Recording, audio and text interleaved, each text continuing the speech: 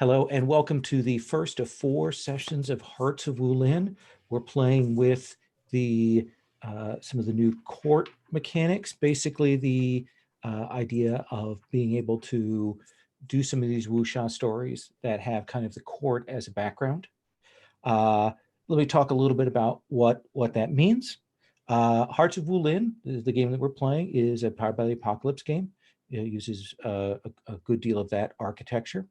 It is drawn from my love for Chinese wuxia soap operas that I found these series back probably about 10 years ago, and I started watching them, and now they're on Netflix. There are several seasons on Netflix, and there are dozens of them on Amazon Prime, and I love them. And I discovered that many of these came out of Chinese novels from the 50s and 60s, and that there's a whole rich literary tradition that goes behind them.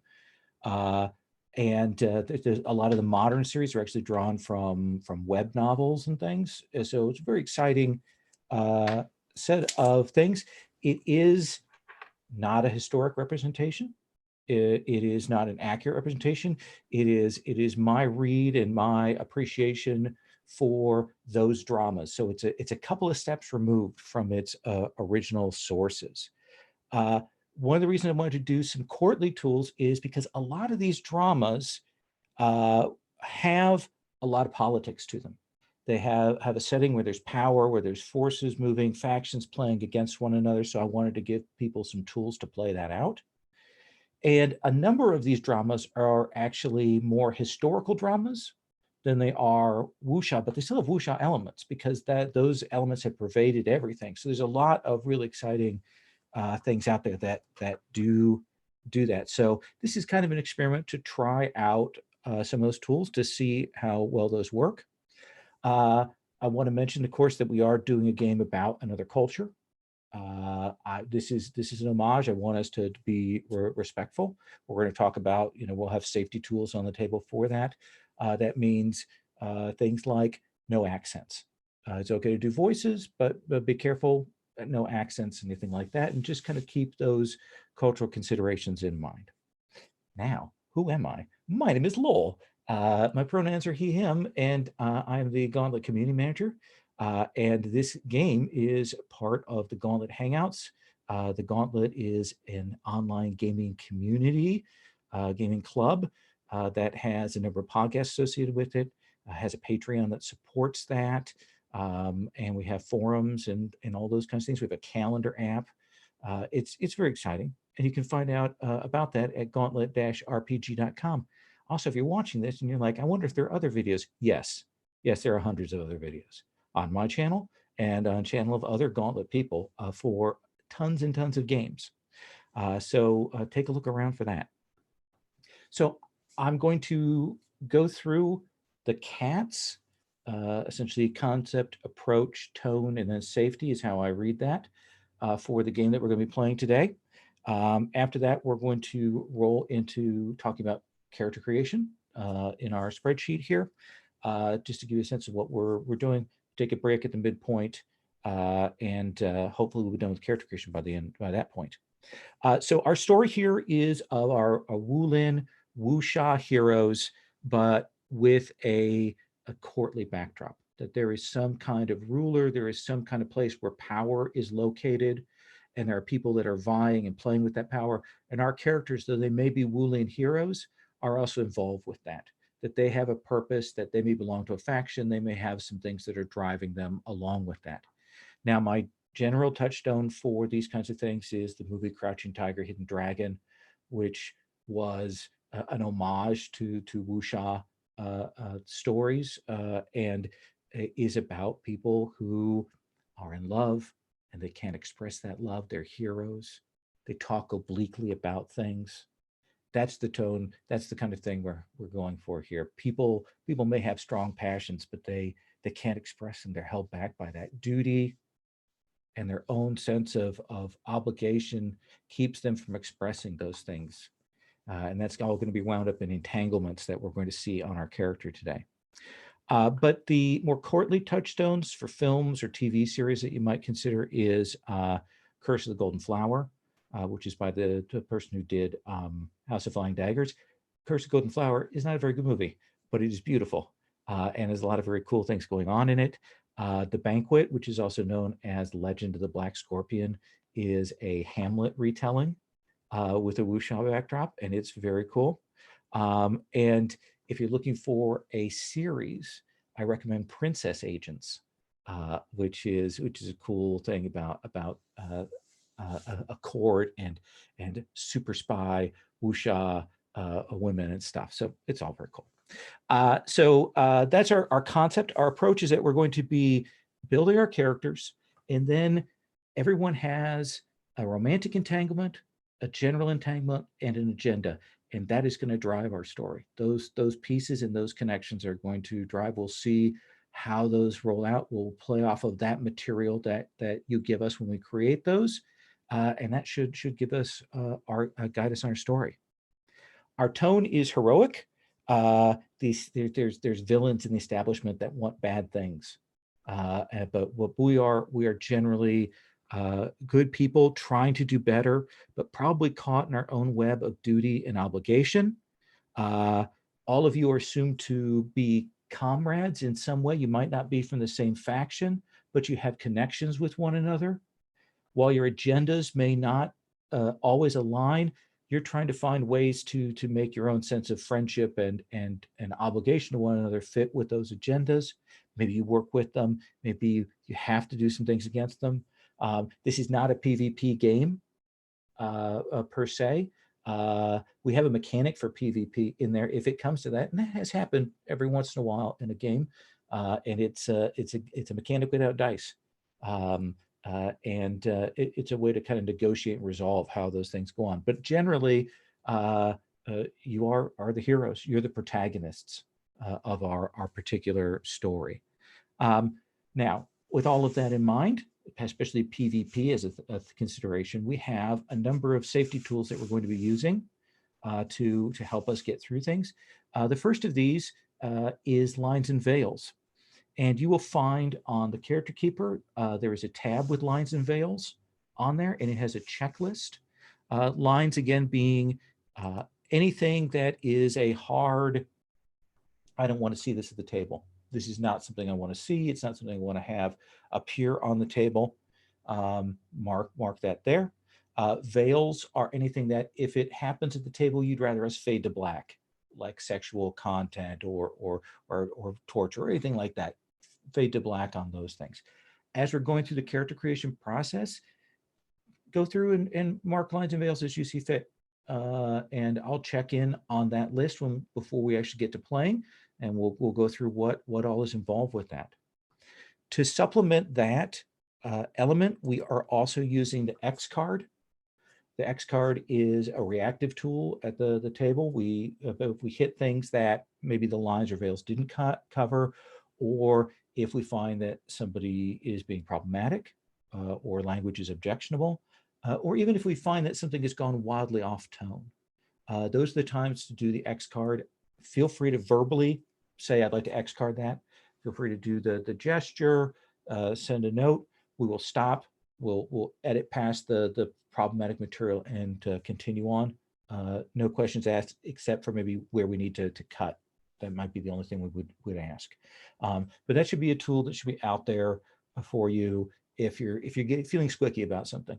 And my example is that I had a friend that I played with for years, and I didn't learn until late in the 20 years of playing with them that they had a serious spider phobia. And I had done a lot of giant spiders for a couple of weeks, and they were like, I can't play if you keep doing this. And it was one of those things, had we had that safety tool, had we had it at our face-to-face table, we might have been able to get that out of the way and make him comfortable for a couple of extra sessions there.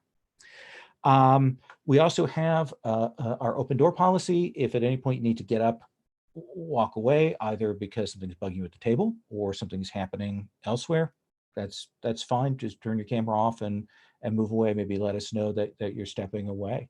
But there's no harm, no foul with that. Those are all the safety tools that we have here.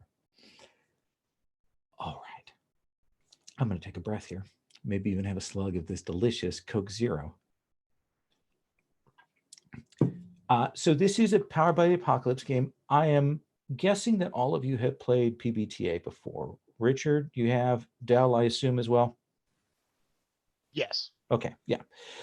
So this is very much like other PbtA games. There are a couple big differences. I want to mention one before we kind of get to choosing playbooks and making choices. You'll notice that you have a set of stats. We call them elements. That's earth, fire, metal, water, and wood. These operate a little bit like moods in the Veil, or even approaches in Fate Accelerated. For the most part, when you go to roll something, you will choose what stat you want to roll with. You'll say kind of how you're doing it, or what your passion is about it, how you're going along with it. And then you'll choose and make that roll. The two exceptions are, when you roll to fight, you'll always roll with whatever element you've assigned to your style. And when you roll inner conflict, you cannot roll with the element that you've assigned to your style. Those are the two exceptions, and we'll talk about those when we get to that. You might say to yourself, as Rich Rogers has said to me, hey, lol, why wouldn't I always roll with my best element? And here's why. Because if you miss a roll with your element, it is likely that one of my moves as a GM is I'm going to say, mark that element, which means you put a little mark in the checkbox, and it means you cannot roll with that element until you get that cleared. So your stats are your harm boxes as well. And let's say you mark your element that you would use to fight with. If you do that, then you cannot enter into combat. You have to find another way to solve the problems or fall back. So those are just a couple of things to have in mind. Now, we have 6 playbooks. Normally in Hearts of Wulin, we have a few roles to choose from. For this, I've narrowed it down to the new role that's been assigned to our court, the characters. You're going to be taking that roll move. You'll get that. And then you'll get 2 more moves to choose for your playbook from those. So what I'd like to do is go through and see if anyone has looked and has a strong feeling about which playbook that they are interested in. And Jason, have you looked at those? Do you have 1 or 2 that you're thinking about? I do. You know, they're all lovely. I think that the heir under the student playbook is probably my top pick. But you know, I love me an outsider also. Okay. So really, either one of those is fine with me. All right. Let me make a note of that. And then Richard, what about you? Do you have thoughts? I'm kind of leaning toward the tutor under the aware. That is a nice one. And it can go in many different ways. They could be a poet, they can be a teacher. There's a lot of different directions you can take that. Stephen, do you have thoughts about what you would like to lean into? That spoke to me most is the unorthodox servant. The servant. Yeah. Dell, what about you? And you feel free to say one of the earlier ones. We can negotiate about that if something had already sure called thing. you. So just to clarify, you said the options are limited. So where do I'm looking at the playtest materials. Which options do I not have?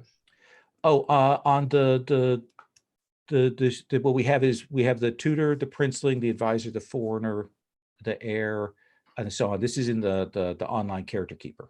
Oh, I'm just where's it saying that? I don't see it. On the playbook tab, should be right up at the top. Actually called CC2 playbook tab. Oh, okay. Why am I not seeing it? Okay.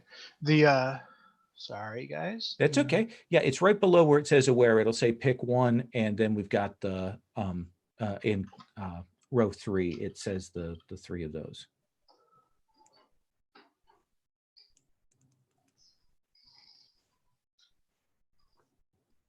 I don't see that either. I don't know what I have open is the character keeper. Was there another link that I'm missing? No, The it's just heart- the character keeper. Yeah. It has a okay. row of tabs across the bottom. Let's make sure you're in the. That's probably what I'm missing. Okay. Is the tabs are on the bottom. Oh, wait. Let's see. There's a So you little want the one, right arrow that you'll need to press probably to get to it. That's probably what I'm missing. Yeah, sorry. There are a lot of tabs in this one. No problem. No problem. Not as much as in Legacy. Since I'm not going to be here next week, I can make every game except that one. I'm gonna just claim this Burgundy guy at the end. Okay, That way, everyone else will be close together. that is appreciated. Why am I having such a hard time? Let me open this in a different browser. I think maybe my browser is not full. Sure.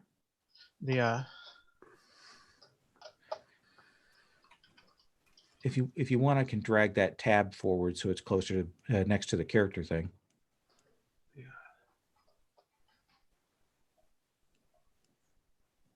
There we go. Now I'm seeing the tabs. Oh, okay. They just weren't showing up in my other browser. That's Oh, wow. it was Firefox too, which usually is fine. Okay, so the where tutor. Okay, I got you. Bravo Princeling, advisor.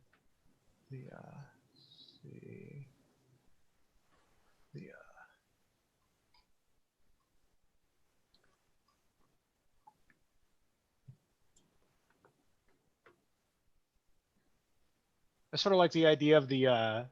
I mean, mostly just based on the title, the outsider foreigner. Okay. So yeah, that sounds good. All right. Then Jason, let's heir. We've got tutor, servant, and foreigner. Okay. So you can copy and paste that roll move, which is right below the name there. And then from the list of 8 moves that are in that column, you'll pick 2 of those over onto the main character tab.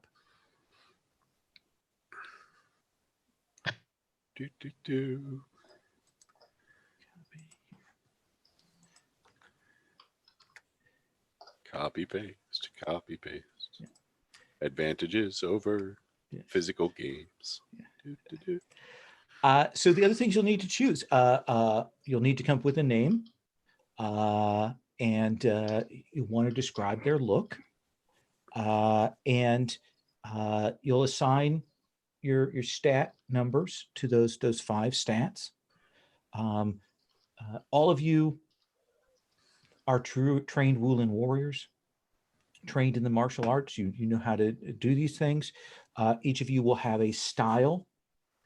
You should name that style. You should choose which of the 5 elements your style belongs to. If you think your style is a fast and quick style, you might use fire for that.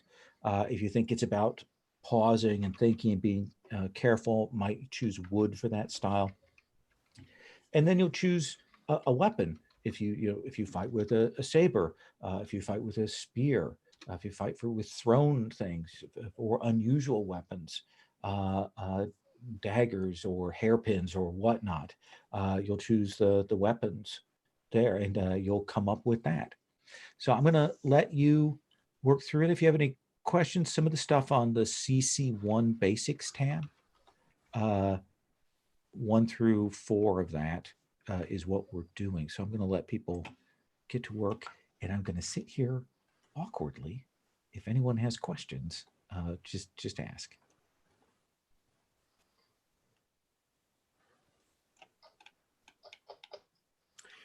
Here's a question. Why are some of the moves in red? Oh, those are the new moves. Okay. Yeah, those are the courtly moves that replaced ones from the original Hearts of Wulin playbook. Oh, well, then I feel like I should use one. Would you like to see any of this stuff in play? What would you like to see from this?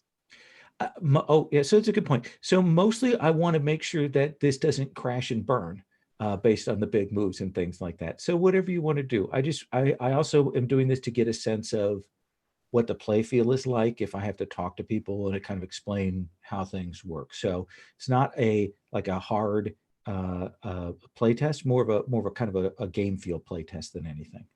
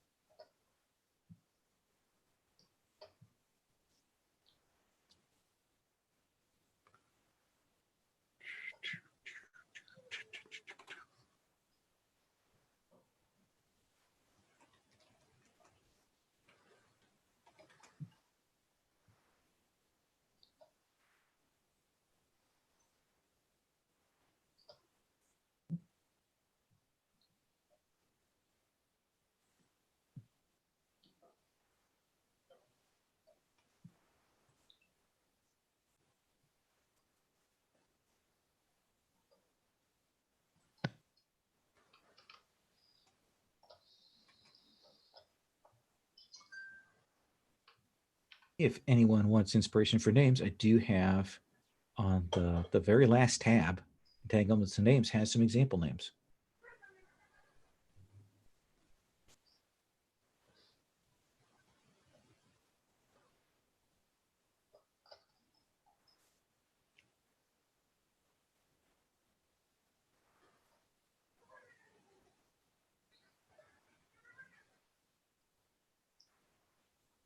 Have example weapons. There are actually some example weapons on the CC1 Basics tab under Style.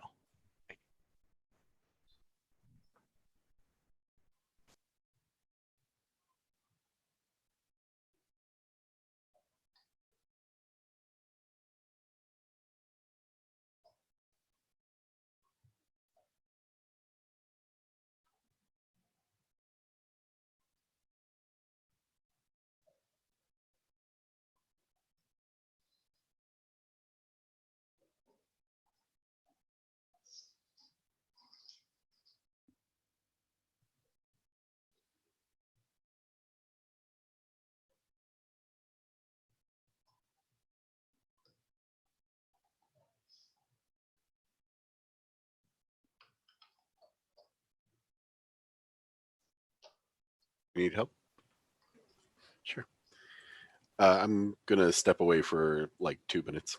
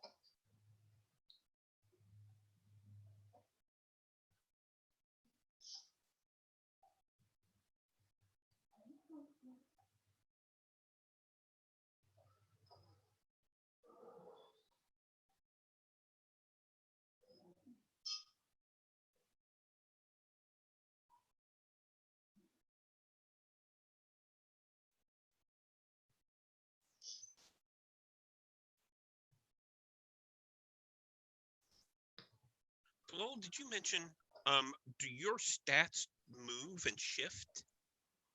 No, they'll stay where they are, but when you put a checkbox by them, then you can no longer roll with that until you get that cleared.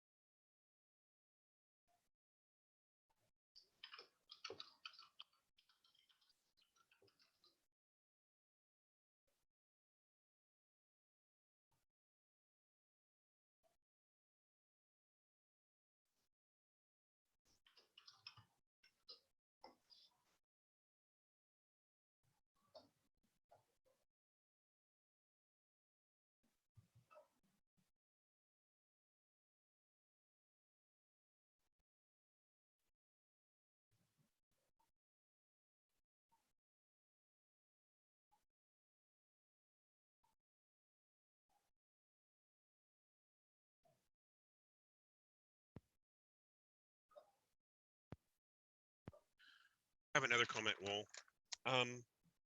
Under the servant, Mm-hmm. I printed out the playbook you sent. Mm-hmm. I asked you about, and the unorthodox still lists the servant as accidental. Okay, I'll have to fix that. Yep. However, the text is all the same. I just wanted to mention that. Thank you.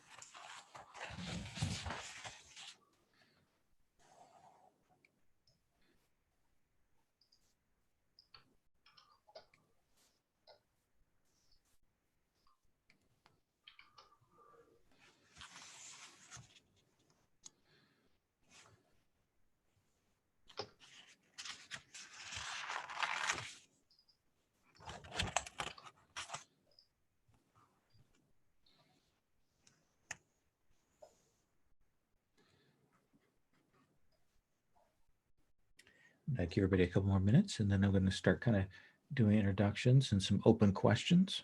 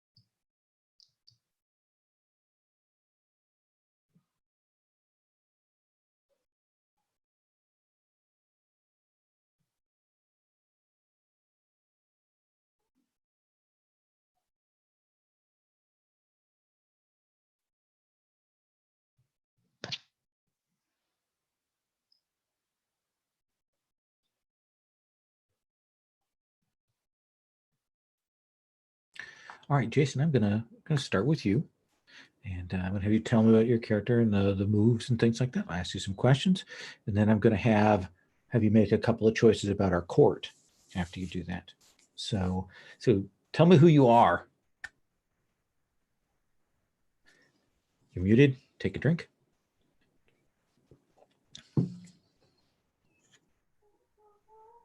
Was I muted? Yes. Oh, lovely. Of course I was. So I'm playing Wei, who is the student slash heir. I had to step away for a moment to put my baby girl to bed, so I'm still working out some things. Sure. But the general outline I have in mind is actually kind of defined by the moves. So the moves that I chose were Blade Heart, which says when you attempt to change the loyalty or purpose of a worthy agent of a villain, roll. On 10 plus, your words reach them. They will act to aid you right now. They may come with you, go to face their master, or flee. On the 7 to 9, your words make them hesitate. Choose if this plants doubt in their mind or if they take inadvertent action to assist you. On a fail, they fool you with a seeming change of heart. So one of the things about the student is that their one of their drives is to revel in naivete. And part of that is that I want Wei to genuinely believe that people can be good, that there is hope, and to drive them towards that. And in the name of doing that, I thought it would be neat if I was able to go places that I wasn't supposed to in order to convince the bad guy that he should really be a good guy. And to do that, I needed a body double. So I took Shadow. You have a body double, trained to mimic your every word. When you reveal in a scene that it isn't you, but your double, roll. On a hit, the revelation's a shock. You may suddenly and unexpectedly appear or cut to a scene somewhere to show what you're doing at the same time. On a 7 to 9, there were cracks in the performance. Mark an element and choose one NPC who suspected something. On a miss, you appear, but choose. Your double acts on their own secret agenda or suffers devastating harm.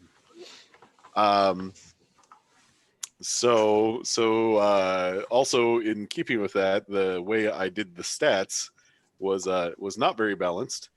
I have a 0 in Earth because caution isn't really my thing. Mm-hmm. But a +2 on Fire for creativity, speed, and passion. But a -1 on Metal, which is control, calculation, and reflection. It is first idea, best idea. I have a 0 in Water for awareness, wisdom, and flexibility because I'm still young.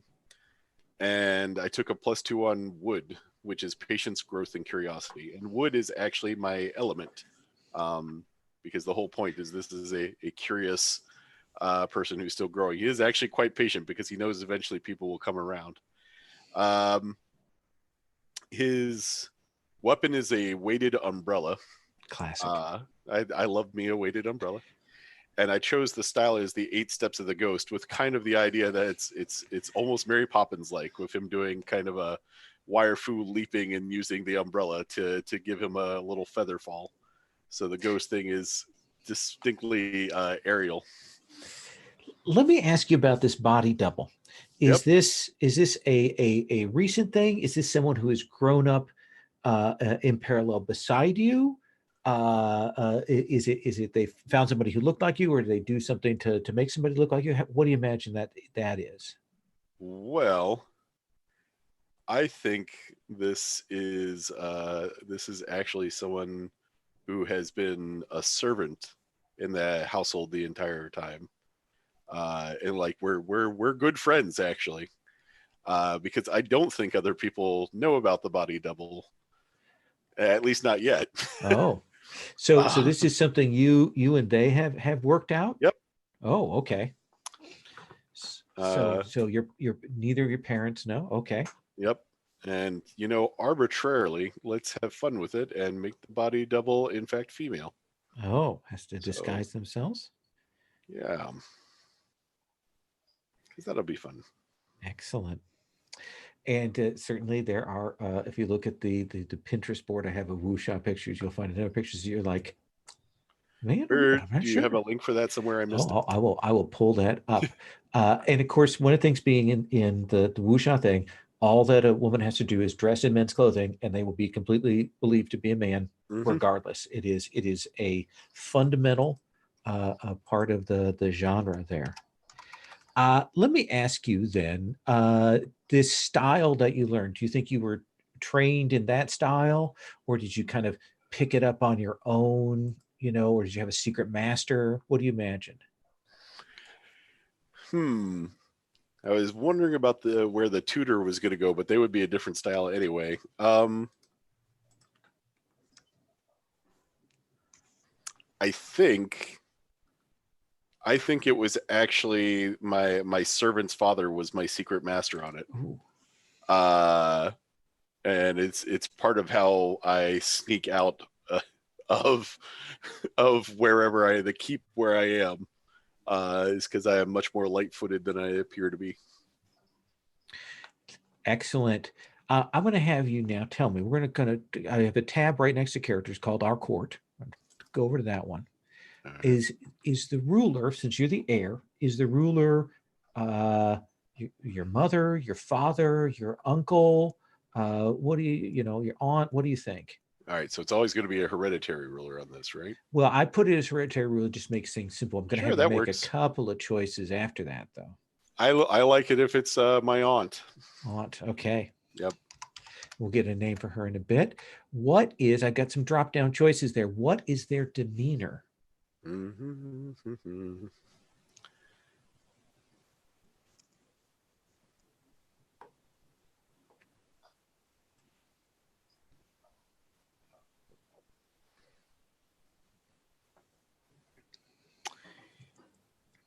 I'm going to say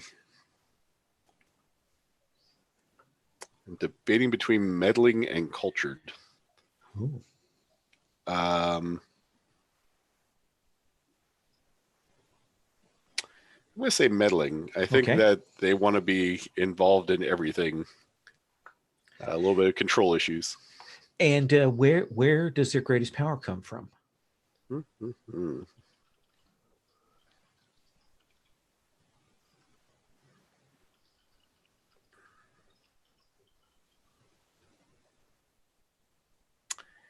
Well, to stick what I've got there, it's going to be either scheming or a web of alliances. I think I'm going to say scheming. Okay. Because that's one of the things. They're trying to be involved in everything. Is your aunt favor you, or are you the heir because of some accident? What do you think? I think that my aunt is currently she has no children, and I think that she is regent more than ruler. Okay. But I also think that her expectation is that whenever I do ascend to be the ruler, she will continue on more or less as she is right now. Power behind the throne. Okay. Yeah, and that I would be ruler in name only. Do you have siblings? Let's say yes. Okay. Let's go with a younger brother. All right. That gives us good stuff to work with. What we're going to do is once we've gone through everybody, we're going to come back and we're going to look at those, and you're going to choose a romantic and a general entanglement. Examples for those are on the CC3 entanglements tab. So you can look at that while everyone else is doing their stuff. If you want to find some things, all those entanglements are triangles. So just keep that in mind. Richard, I want to come to you next. Let's have you tell us about your tutor. Okay, my tutor is Heng. And what I decided is that he is a calligrapher of some renown, very well known for his ability to render just strikingly lovely ideograms. And his nature is essentially one focused on control and precision.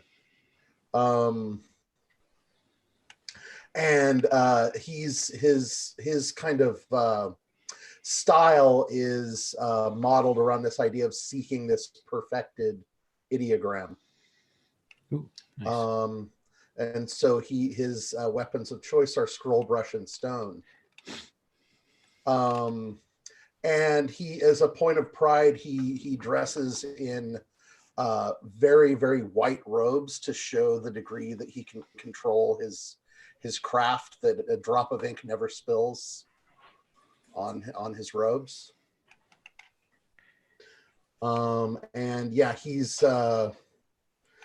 kind of good at, he's so focused on order that he's quite skilled at formulating plans and kind of seeing the geometries among people.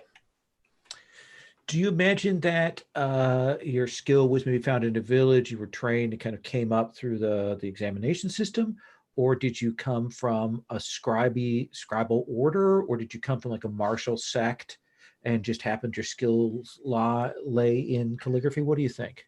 I think I kind of came out of nowhere, and the examination system is what selected me out.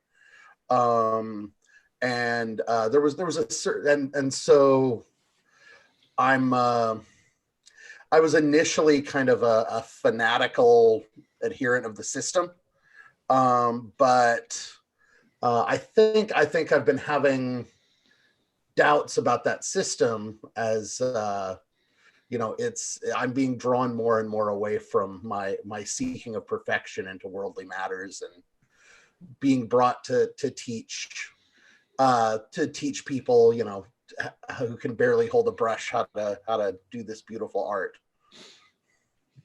Do you think your style, your combat style, is just a natural byproduct of your skill with calligraphy, or did you Yes, learn? absolutely. Okay, all right. Yeah. A natural gift. I like that. What did you take for your moves? I took Final Master. When I declare a plan, I can roll and I get 1 or 2 holds. I can, while carrying out the plan, I can add +1 forward, clear an element, or have a vital item at hand.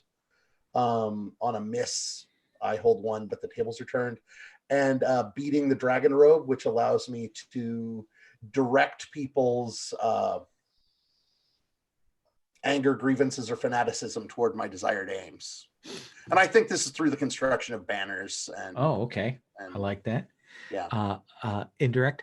Do you imagine that you are the most, are you the senior calligrapher, or are you the young up and comer? I'm waiting for the person who by reputation occupies the top to die. Mm-hmm. But anyone who knows anything knows that I'm better, but I have to wait for him to get out of the way. All right, all right. And I see that your main element is metal. Mhm. And what do you mention you look like? Well, kind of sharp features, hair is tied back to keep it out of the way. Long, delicate fingers, kind of a penetrating, focused stare. I like that. All right, that gives me a good sense of where we're going to go with that. I'm going to have you now Mhm. make a choice from our court here. Okay. And what I want you to do is we're going to pick a total of 3 threats. I want you to pick one of the threats that is currently facing the court. Pick one. All right. mm, I'm going to say factional fighting. Factional fighting. So we've got these factions, maybe Wulin or other factions that are currently at each other's throats and creating problems throughout. Okay, I like that very much. We're going to come back to you, and when we come back to entanglements, and we'll have you pick your romantic and your general as well. Let me come to Stephen, our servant. Stephen, tell me about your character. So my character's name is Min. Uses the pronoun she, her. I use the pronoun he, him. Okay. She is a servant. She uses, so her moves are, let's see. The basic move is between a quiet conversation between a PC and another character, I can overhear it. The other move that I took is whenever you protect someone for anger or oppression from those in power role, and things happen. And then lastly is the Shadow Whip. You have a complete alternate identity within the court. Ooh. And revelation of the alt identity is up to me. Okay. Do you have a sense of what you want for that alt identity?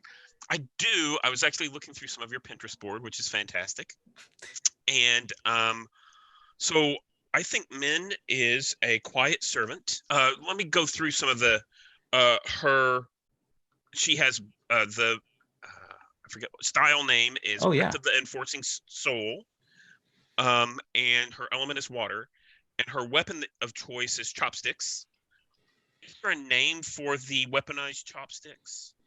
I would just say improvised or unusual is the phrase, but I that's like fine. Googled real quick to see if there was actually a technical name for using chopsticks as a weapon, and things were like, oh yeah, they do that all the time, but yeah. I didn't find the name. Yeah. So I think that as a servant, she has access, of course, to chopsticks, and it's very demure, very quiet. I see her, in her in the proper place most of the time. I think her alternative identity is, I think it's a guard, like a male guard. Mm-hmm. And not to get too far ahead, I think maybe that male guard is possibly the bodyguard of the heir, if that were okay. It's okay sure. if you don't want to. No, I mean, it's fine. It gives me another person to dodge. And that's fine with me. We'll definitely figure that out in the entanglements thing. Yeah. Yeah. So let me ask you this. How did you come to the court? How did you learn this style? How did you get this alternate identity? Are you from a faction that sent you here, or something else? I think I was born in not quite poverty, but born to a house, and then my parents sent me to serve at the court as a servant, of course. So I started cleaning floors and stuff like that. I was trained in secret. And because if someone of my station had been caught being trained, I think that would have been an issue. And how did I get the alternate identity? I think I actually applied for, after I had a certain amount of training, I applied for and got a job as a guard and worked my way through up. Okay. So there's some sort of like venerable spy master or someone that works in the court that trains people like you, or how did that happen? So I'm not certain. Let me think Okay. about that just for a moment. Yeah. I like the idea. Oh, I like the idea that there is a master in town who lives a very simple life. And, he knew I worked at the palace, or I worked at the court, not necessarily the palace. I worked at the court and saw promise in me and trained me there. So this is I'm not sure, a hermit master or something like that. Sure. Yeah.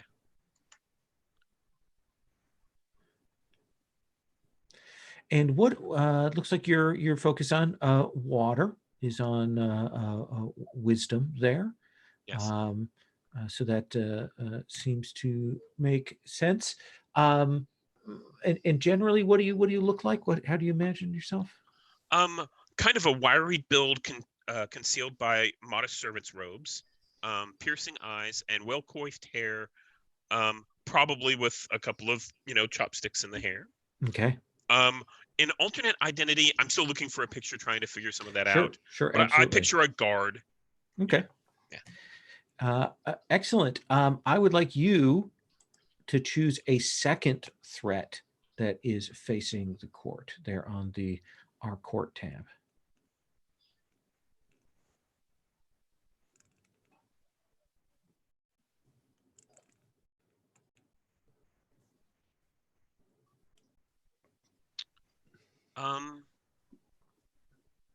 Let's do barbarian hordes. Ooh. Yeah. I'll let you take that one. Excellent. All right, Dell, let's come to you and have you tell us about your foreigner. So my foreigner is Bao. He and pronouns just like mine. I was thinking he is a deposed noble from a desert kingdom. Oh.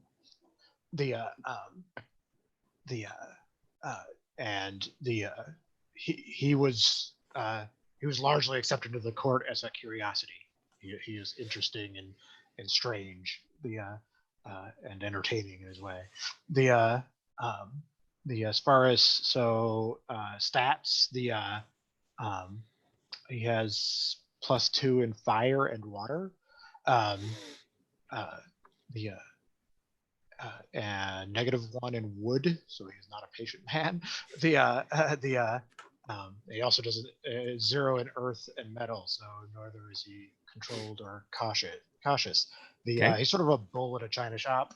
Type of person. Any problem can be solved by just being blunt and pushing through it.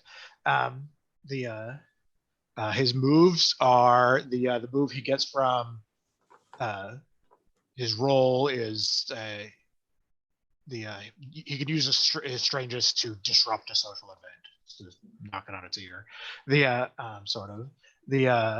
Heart of the Dragon, when you duel social, you may use both bonds and influence.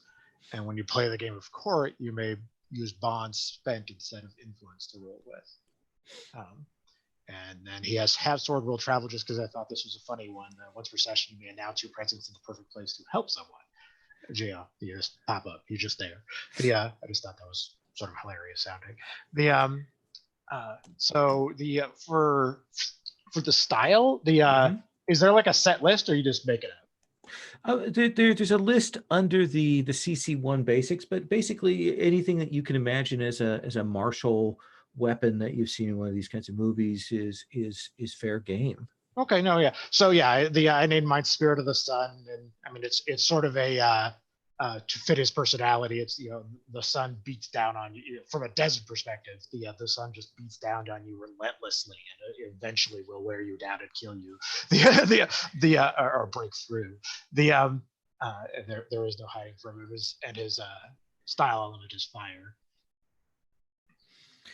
Do you imagine that? So you're prince of a deposed kingdom. You came here. Has this ruler, this empire, taken over that kingdom, or are they at war with that kingdom? Or are they at peace with them? What do you imagine? Um, uh, the I'm imagining that everyone knows war is going to break out any moment, but it has not yet. What do you think that Bao misses most about his homeland? The the his little brother. I sort of imagined him having the kind of family where like within his family there's lots of infighting up to and including the point of murder. Like brothers murdering brothers and things like that. To go up in the ranks. But his little brother he has a soft spot for. Excellent. And I imagine that because this war is coming, that's made you kind of a, a fixture, someone that the people want to maneuver between different forces, right? Right. Like I might be a useful pawn in, putting me in as a puppet ruler or something. Or influencing me. Yeah. So I'm going to have you pick the third and final threat facing the court. Well, I could go with rival nations threatens war. Okay. Yeah, excellent. I am going to come back to you in a little bit when we do the entanglements, and those examples are on the entanglements and names tab. So you can look at those while we're going through this. So a couple things about the entanglements. So entanglements are important for a couple of reasons. One, they obviously provide some backstory. They set up some NPCs. They give some connection to PCs. They're also the thing that will trigger your inner conflict move. When you're faced with the challenges of those entanglements, that's when you may have to roll inner conflict, which is sort of the struggle with what's going on inside move in this game, which is also one of the sources of XP. When you roll inner conflict, you're going to get to mark XP. It's one of the main sources of XP in this game. So you're going to have two of those entanglements. They each have two blanks because it's a triangle. It's usually a relationship with one person is complicated by a second person. That's the general structure of that, but it varies. In at least one of those entanglements, you need to have a PC in at least one of them. You can have them in both, but you need to have one PC in at least one of those entanglements. So I'm going to come back to you, Jason. Jason, do you want to do your romantic or your general first? What do you want to tell us about? Well, I've got the general one worked out. I'm still working on the romantic a little.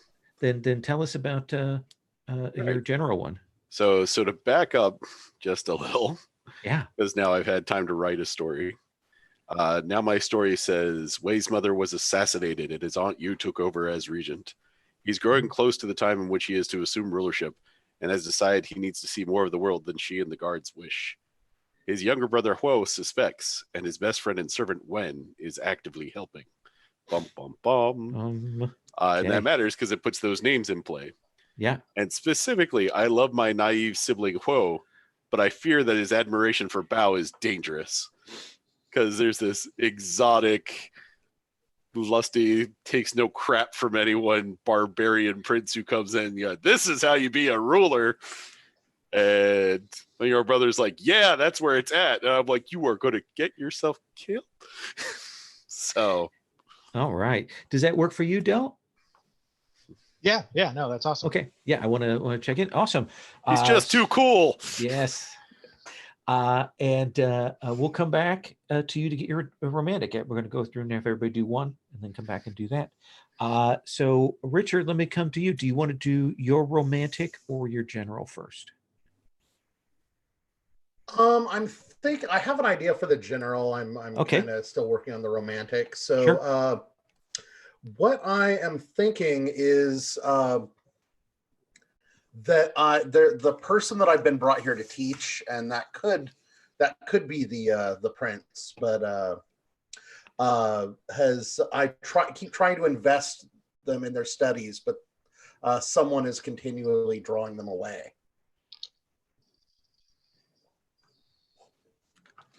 So anyone feel like they would fit well into that? I could see that being Wei being drawn off by Wen, or I could see it actually being, again, Wei's sibling, Huo, could Yeah. be the person that you're teaching. Could also it could also be Wen's father. Ooh. Who is my secret master.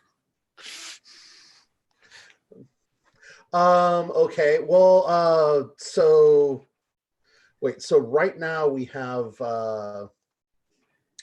Let me. Social look at drama. these. Yeah. Well, I like the idea that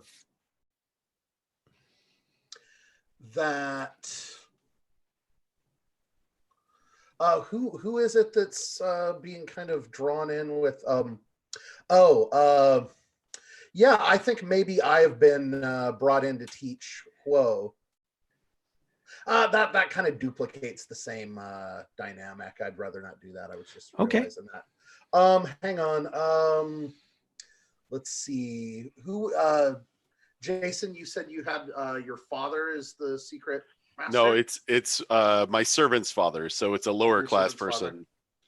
Okay. Didn't give him a name yet, but we can.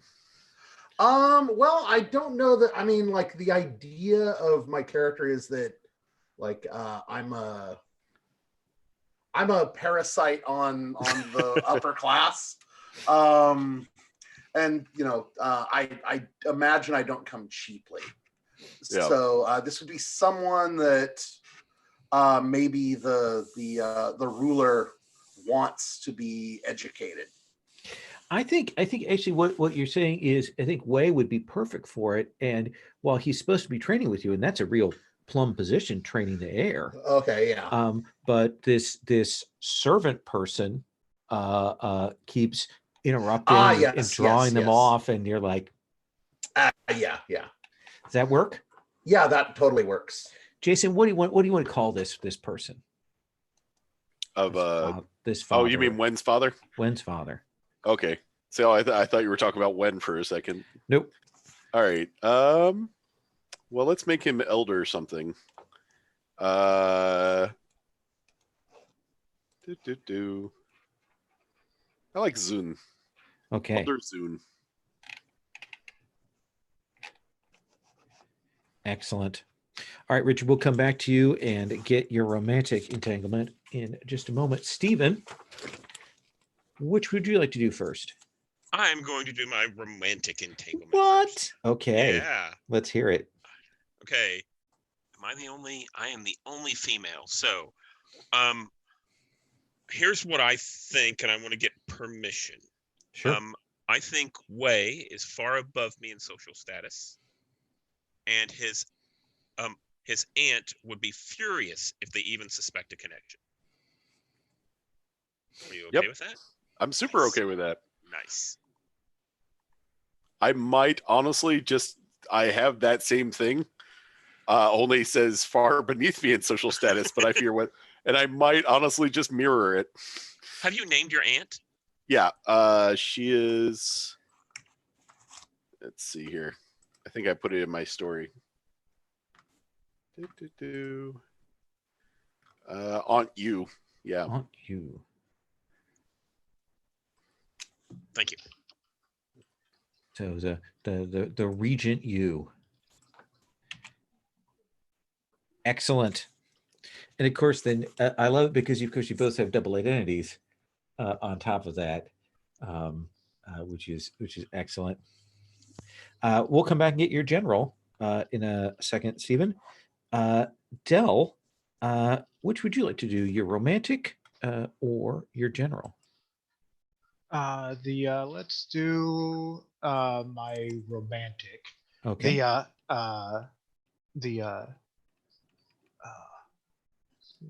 Making sure I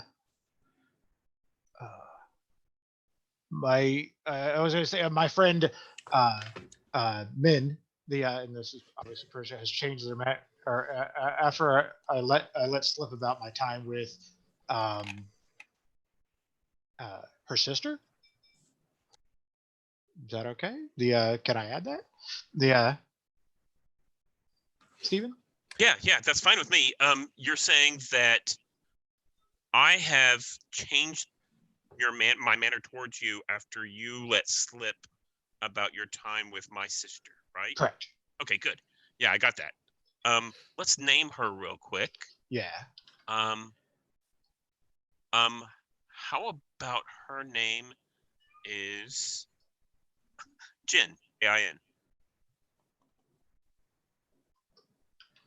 All right. Oh, Jay. We'll work out the dynamics of that in play. Jason, let's come back to Yeah. it. Sounded like you had a sense of that romantic then.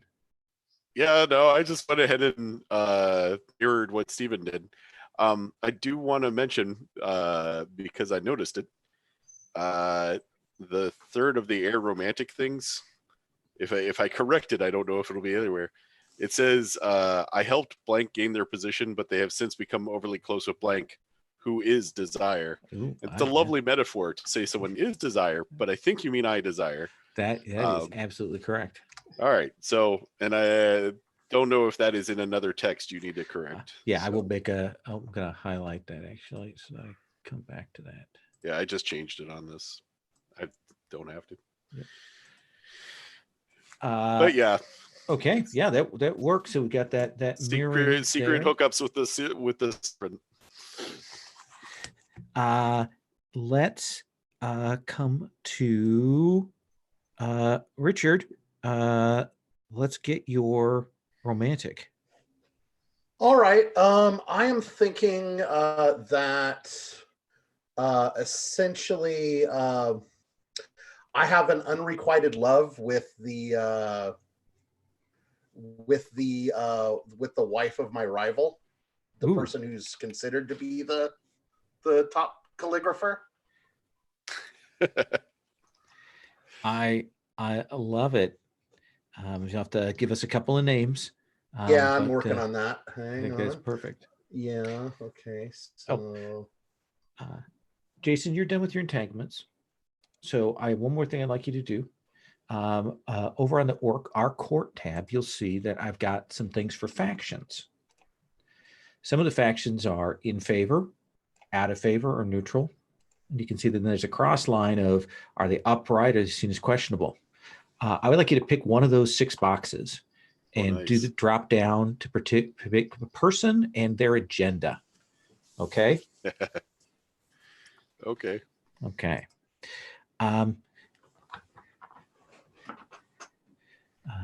Yeah. So Richard, we'll get that. Do you imagine that this person, are they your age? Are they older than you?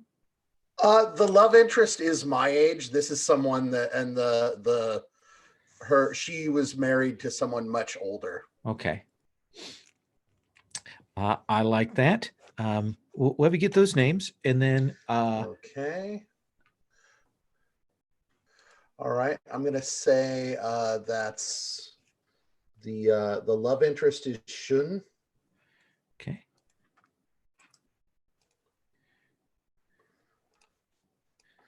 And let's see, the master is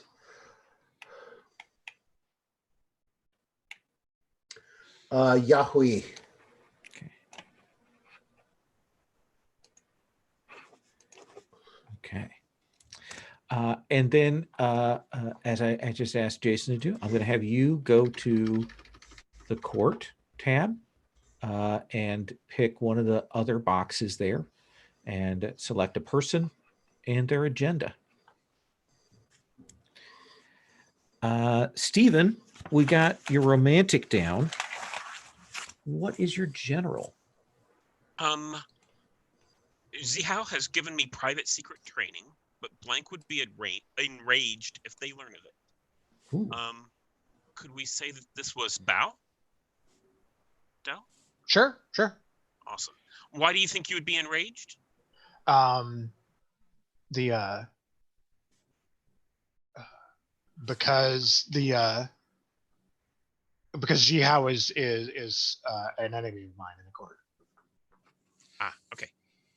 Nice. That's very good.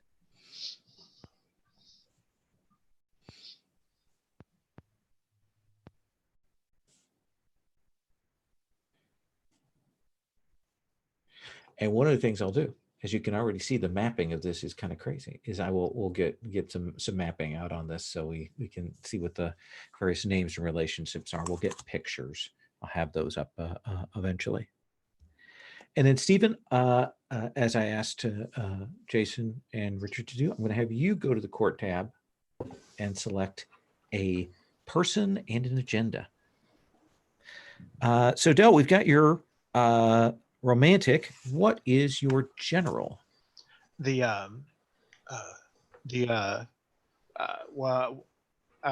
not bear a grudge for the conflict which killed their parent. Their siblings will not forgive. I was gonna use Shun or I think it's Shun or Shun from Richards. Oh, yeah. Your unrequited love. So if that's okay with you. Yeah. Their siblings will not forgive. Excellent. And then I will also have you go over to that court tab and from one of those drop downs, pick a person and pick an agenda. Okay. We're going to take a break in just a minute. I want to say a couple of things. Again, for the most part, all the moves say roll, but without what you're supposed to roll with. You always, with the exception of the duel or deal with troops or inner conflict, you're always choosing what you want to roll with. So that's the basic thing.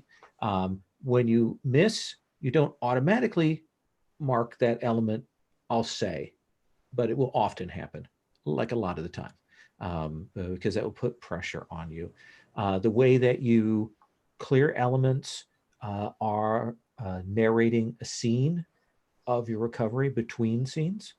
There's also a comfort and support action, which can be done to clear someone's marked element.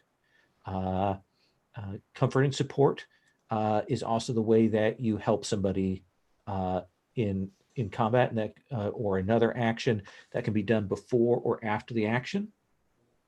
Essentially, when you comfort and support, you can create a bond that you immediately burn to give them a +1.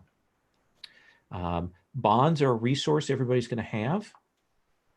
You're going to pick one person from your romantic entanglement and one person from your general entanglement, and you're going to start with a bond of 1 with each of them. You spend a bond before or after a roll to give yourself a +1. It doesn't mean you're destroying the relationship. It just means that that particular energy, that particular memory, that strength of that relationship is pushing you forward. So the bond that you burn should be at least tangentially related to the thing that you're doing. The last thing I'll mention is conflict and combat is pretty simple. If you fight someone that is below your scale, then you're probably going to win. Like most of the time, you're going to win or win at a cost. And essentially, all of you player characters are all on the same scale, but there will be opponents that will be below your scale. Most troops, groups of people that you deal with are below your scale, and so likewise, it's pretty easy to deal with them. If you fight someone who is above your scale, you will lose, period. You lose. The question in the roll is, do you get to narrate how you lose or not? The study move that we have is one of the ways to determine a person's scale. If someone is above your scale, you're going to have to figure out ways to bring them down to your scale, getting assistance from allies, changing the environment, all of those things to bring them down on scale. Scale also applies to social conflicts, and there's a move for that. So that is an important thing. If someone is on your scale, that's where it gets questionable. That's where 10 plus, you win. 7 to 9, you can win, but you got to pay a cost or something else happens. And on a 6 or less, you will lose. So that's the basic structure of conflict there. I just want you to have the sense of that where things say scale. The last thing I'm going to say before the break. The information move in this game is study. Study is our information move. And unlike most PbtA games, there are no questions. There are no questions written out there. When you roll study and get the hold to spend, you can ask a question about a person. You can ask a question about a situation. That is free. That is open. Look at that. Go where you want. But the other thing that you can do is you can declare a fact. You can say, well, I think I found out that this person did this. Or I think I found out that there's a secret door here. Study is used to change the environment.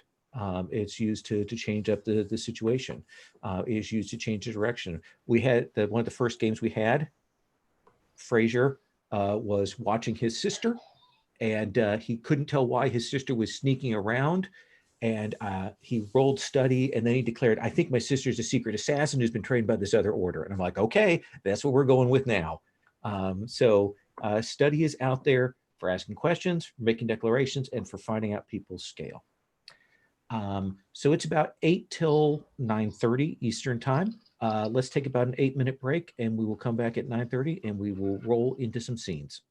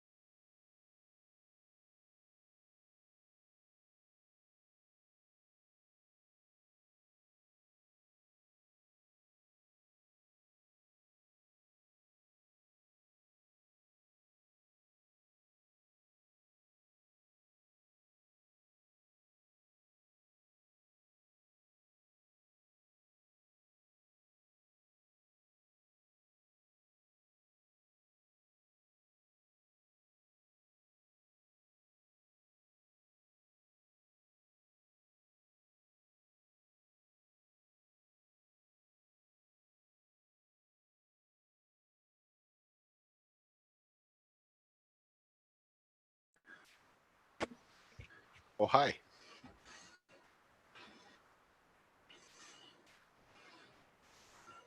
Hello.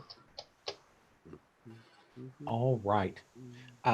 So we're going to get rolling the roll for your party. I will go ahead and drop into the chat. Are there any mechanical questions before I get started here? I thought about doing this for people, but we have these player agendas, which I think have a mechanical effect, but also I know that everyone has one written as unique that they've got to change. Yeah. So those are kind of a general play agendas. One of the other mechanics that we're going to have is we're going to have a very specific player character agenda that we're going to determine, but I don't want to do that tonight because we're kind of doing the character creation. I want us to get a feel for our characters before we choose, okay, what does our character want in the court? Which now tells me that I've used the term agenda twice in 2 different places, and that is a dumb move. So I'm going to have to fix that. That is it. Live and learn. That's how we do these. Well, I was talking about the agenda down low, not the one I know up top. you are. That's it suddenly made me realize that, in fact, those are called agendas, and I've got agendas elsewhere. That being said, I did write one up top as well. So my general strategy with these sort of half sessions after we've done character creation is to go around and do individual or paired scenes and kind of do a little bit of run of that. And then we kind of try to cross roads for people in the course of that. And this session is about getting a feel for our characters, getting a feel for the situation, and maybe setting up some things that are going to be in play. Now, next week, we won't have Wei. We know that. But given that there's a body double, Wei will still be there. So we know that is going to work. So Wei, it is evening in the palace. There's a sprawling palace, lots of wings, lots of places to hide, lots of tapestries, all of that kind of thing. When the camera comes in on you, what are you doing? Well, since we're doing an opening shot, I think I'm playing the samisen. Absolutely. We hear the sound of that as the camera comes in. And I think there'll be that moment where you kind of hit a missed note because you hear commotion outside. And you see a little more abruptly than you care for. The doors open and a couple of the guards, and they look inside, and they are clearly looking for something.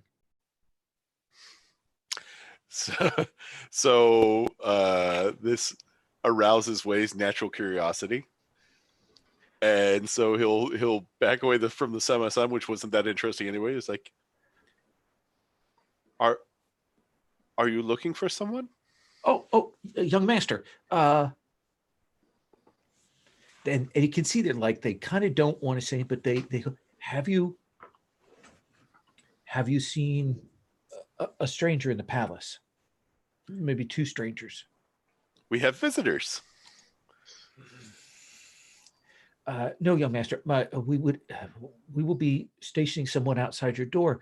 We have reports that 1, perhaps 2 people have made their way into the palace and have been skulking around. We fear that they may be assassins, and so the guards are on full alert. Well, shouldn't I help you route them out then? Young master, no, absolutely not. No, please. It seems like a thing where the more people looking would be better.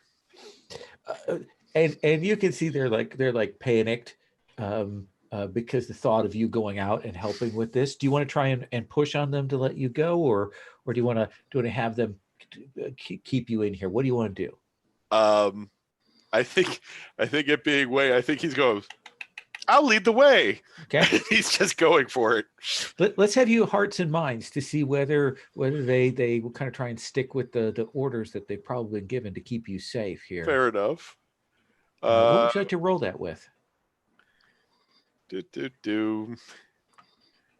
think that's going to have to be fire. I mean, I'm not being cautious, controlled, or aware here. Okay. So make this bigger so I can see what I'm doing. Oh, green's a good color. Should have set this up earlier, but I didn't. All right. So I rolled a 7, and I have a fire of +2. Oh yeah, so you're fine. And while they could choose some other options, I think that they will have to bow to you, and they will say, well, if you will accompany us, I think that would be fine, and they will fall in along with you. Where would you head? Would you head to the servants' areas? Would you head to where your aunt is? Would you head out into the courtyards? Where would be your direction of like, this is where I'll start searching? Well, on the one hand, I'd be concerned about my aunt, but on the other hand, I know if I go there, then that puts an end to the search immediately. So let's not do that. Courtyard, big open space, lets me see a whole lot of the rest of the building. There could be nothing dangerous about being out in the middle of the courtyard either. So courtyard, of course, there's a garden just off the courtyard, beautifully done. That sprawls. It has a pond, has a little lake in it, a walkout gazebo. But we'll see the shot of you and these two. I imagine that we've got a comedically short and a comedically tall guard that are with you along in their stuff, and they're trying to put on a brave face, but they're more watching you to make sure nothing happens to you than they are actually surveying the area around here. We'll come back to you. Sure. Let's check in when our camera comes in to find Bao. Where is Bao at?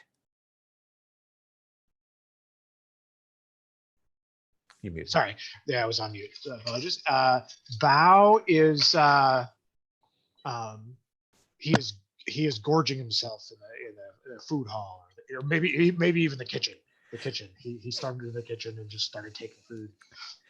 Was there a banquet, or was the dinner not adequate? Or is this your common practice to come down here? There isn't a dinner at the moment. Okay. But he was hungry, and the cooks are preparing around him. Yeah. Are they amused by you? Are they upset by you? What do you think the cooking staff's reaction are to I your think regular they're visits? annoyed with but afraid of me. Okay. Yeah, it is unusual for someone of the nobility to come down in here. But as you are there and talking, you will see several of the household servants kind of come in a hurry. And you see they gather up, and there's this quick and hurried conversation going on there. Clearly something has happened.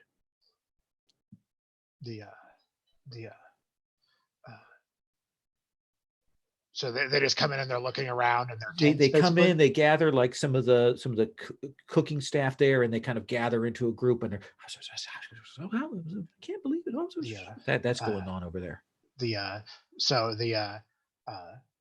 I go over there and sort of shoulder my way in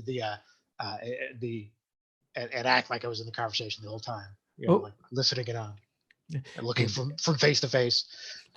And they say, well, we've all been sent to our back to our quarters and so on. We're not supposed to leave from there. They're searching for the. I heard it was one assassin. I heard it was two. I heard it was a dozen. I don't know how many there are, but that's what they said, is that someone saw an assassin. Rumor has it was in where our aunt's consorts are. There, and but I don't know the full details of it yet. He hears assassin and stands up and says it kind of loudly, like, because they were all whispering, and he goes, assassin. And he'll grab like a sausage off off the counter, and he'll begin walking towards, you say, the consulate area. Yeah, and he'll walk out the door and then go back in. Which way is the consulate area? Yeah. And they said, "Well, Lord Bao, I think they are searching around. It might not be wise for you to wander the halls while the guards are in such a state." He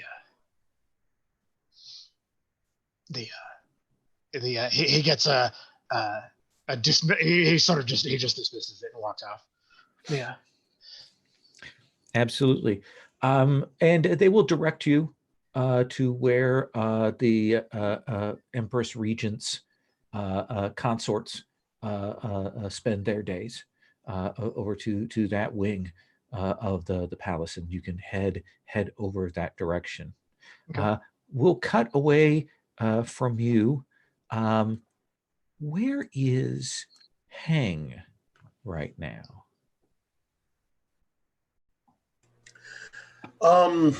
Hang is working on a scroll. It's kind of a private project. This is part of his kind of meditative devotional acts, but it's not going well. He's kind of dissatisfied with what he's doing. And you are concentrating, trying to catch. And again, this is like little bits of noise at the edge of your hearing that certainly that kind of starts to get into your calm. We see your brushstrokes. They're still masterful even in this disturbed state. That kind of glides. And then you'll see, out the sort of the windows out towards the outside of the courtyard, you'll see this silhouette as somebody kind of moving kind of maybe stealthily or quietly across. Just a little bit of light is catching them so you can see them moving. All right, I will go. I kind of take the paper that I'm working on, and I just kind of like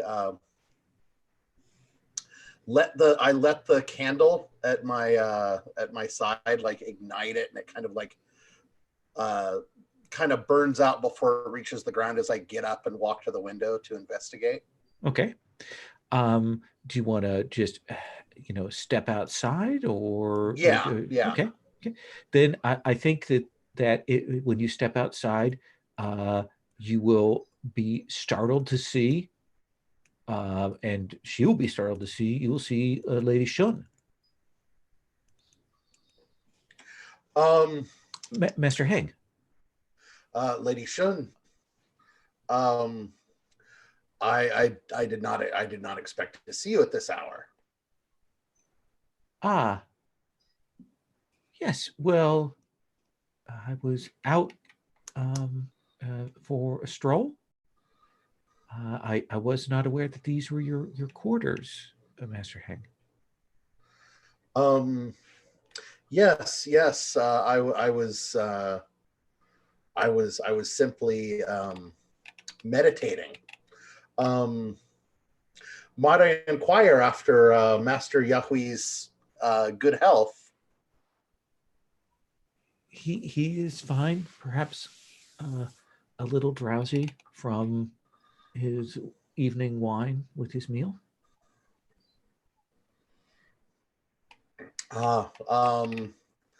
And I see that you once again cannot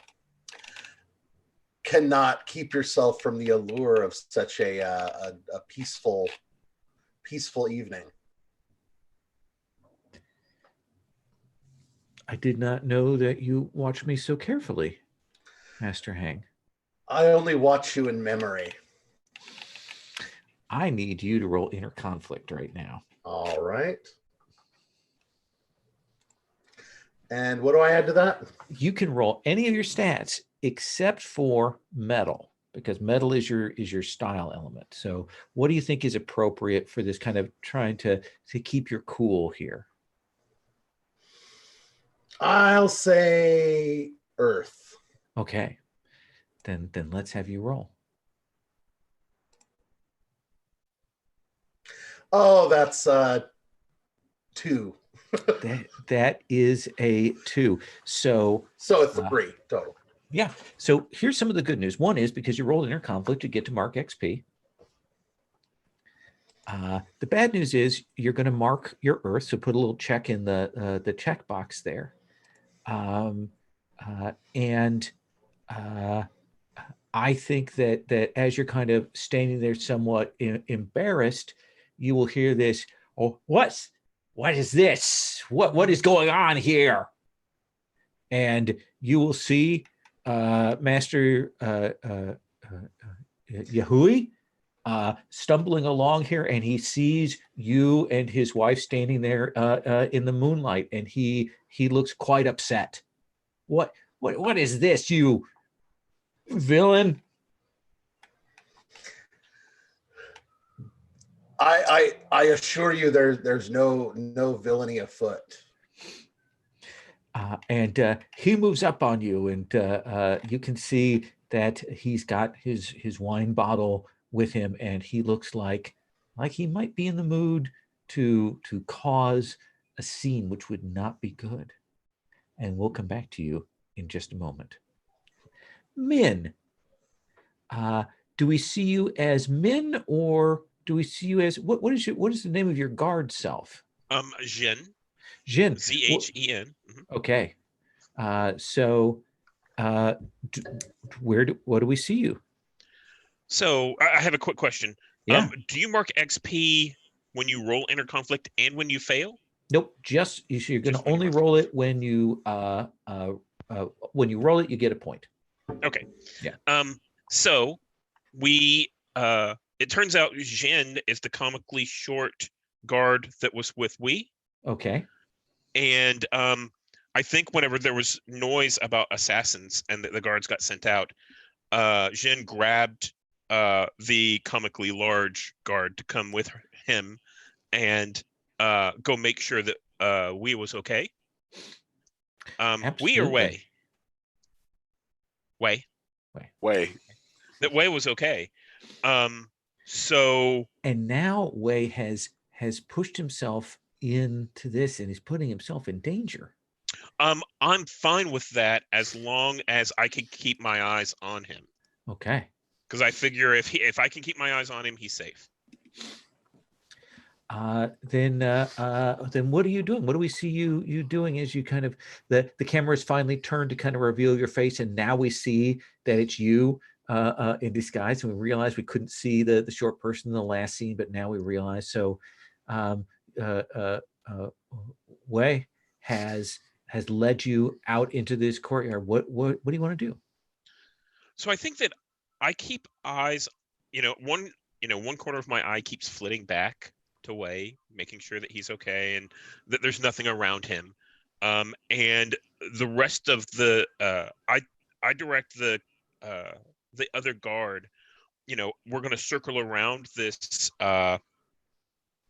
courtyard. Okay. While Wei is kind of marching out into the center, we'll kind of circle around and see if we can't find anybody in the perimeter. This sounds like a study move to me. Oh, okay. We'll find more if we split up. Good thinking. So I think this is probably water with awareness. Absolutely. Yeah. Yeah. So that is your style element. So yeah. Oh yeah, I was looking at the wrong thing. Yeah. I rolled a 5 plus 2 is 7. Oh, so just on the edge. Had you rolled lower, I would have been delicious, and I would have had you mark your element. So that gets you 1 hold. You can ask a question, or you can declare something. What do you want to do? I want to declare that we see one of the assassins. Okay. I think yeah, I think we see one of the assassins as they flit around on one of the rooftops. Yeah. You see them flit around on one of the rooftops, and then they make a clearly they have martial skills, because with lightness they leap from there over into the garden, and it looks like they're heading to try and vanish into the brush and cover there. What do you do? So I make a slight noise to get the other guard's attention, Mhm. and Mhm. point towards where I saw the movement, and I'm gonna head that direction. Okay. I want to take them out. All right. So you will move along. The other guards move along. You, Wei, you will see this.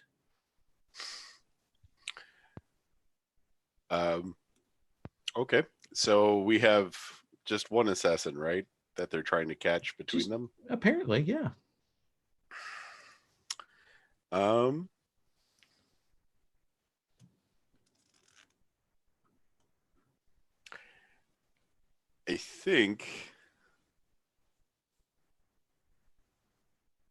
I think that Wei is going to charge at them and go, "We should take them alive." Perhaps louder than necessary.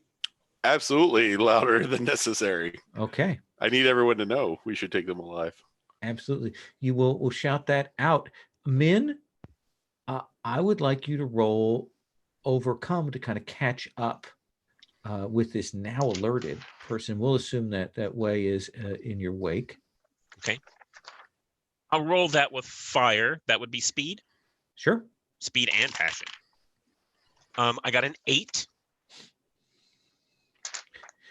So I think that you will move up into the garden there and catch up with them. But there is that flash you see, and you will feel a hit as a thrown dagger ends up in your arm, and so mark fire. But you've caught up with them. You and Wei have them cornered. Wei, you see that? You see the smaller guard get hit, and you'll see this assassin, small, light figure, face masked. Clearly, it has thrown this and is trying to look for an avenue of escape. I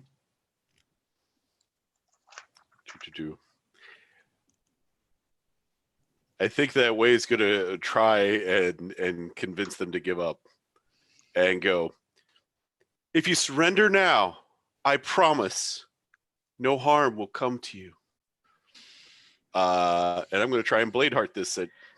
All right, let's have you roll. What do you want to roll that with?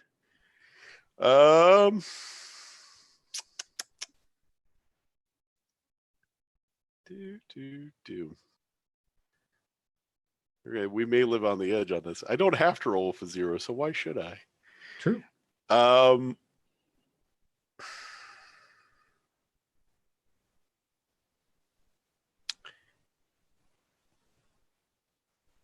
I think I'm going to actually roll with my style element on this and go with wood. Fair Because enough. the main reason I want them to come alive is because I really want to know everything that they have to tell us. Okay. So it's not entirely altruistic. And I rolled really terribly. I rolled a 3 plus 2 is a 5. So what does the move say for that? On a fail, they fool you with a seeming change of heart. So I think that they will kind of put their hands down, and you've kind of moved maybe a little bit in front of Min at this point. Yep. And they kind of bow, and then there's a sudden move as they lash out with a single palm, and you go over the side of this bridge into the lake there, and you're not dressed for swimming, and you immediately we see you go under. Also mark that element. Surely. I think the camera, as as Min sees Wei start to negotiate with the assassin, I think the camera over his shoulder, you see, Min's eyes get really wide, like, what's he doing? and then whoosh, and he's in the lake. We'll That's come right. back to you in just a moment. Bow. Are you muscling your way through the hallways here? Yes, yes. So I'm going towards the consulate. What happens? Do you want to make a study? Are you like trying to find this this assassin? Yeah. He's making an honest attempt. Yeah. Then what do you want to roll your study with? Yeah. Well, water makes the most sense. Okay. Yeah. So go ahead.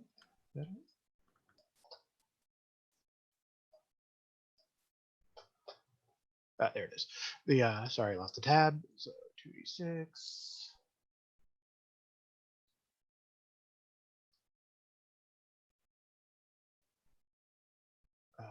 I rolled terrible. Double ones. Double ones. That is the snake eyes there. I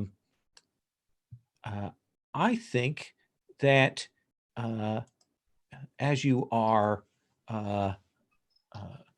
moving along, your path will be blocked by a figure in robes. Solid, serious. And you will recognize Master Formless of the Seven Vow Society. He is one of the warring martial sects. You know he has quite a bit more pull and influence than you do at court. And you know that he does not like you at all. And he blocks your way and he says, "What are you doing out?" Bow.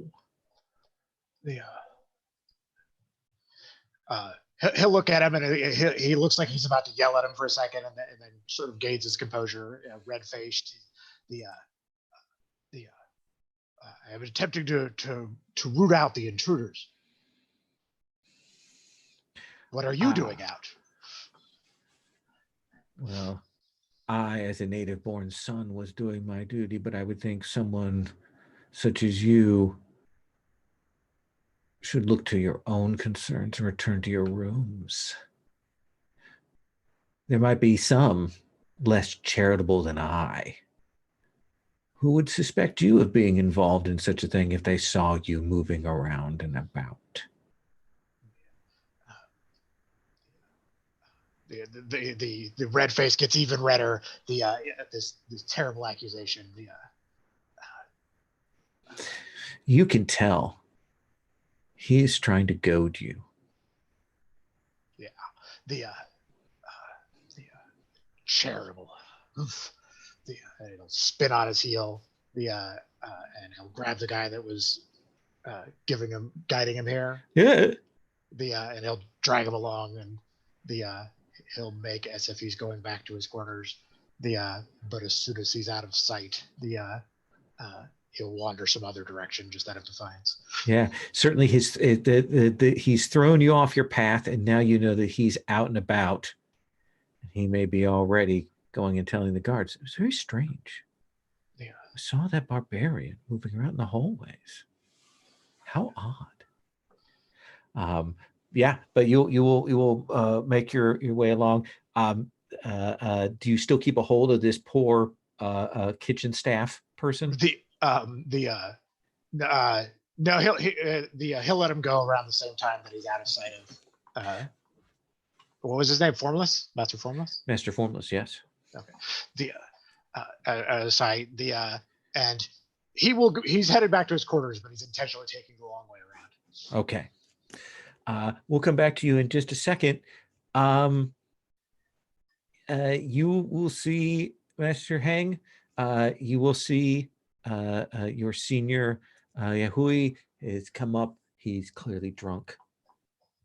And he's clearly being very aggressive towards you. What do you want to do?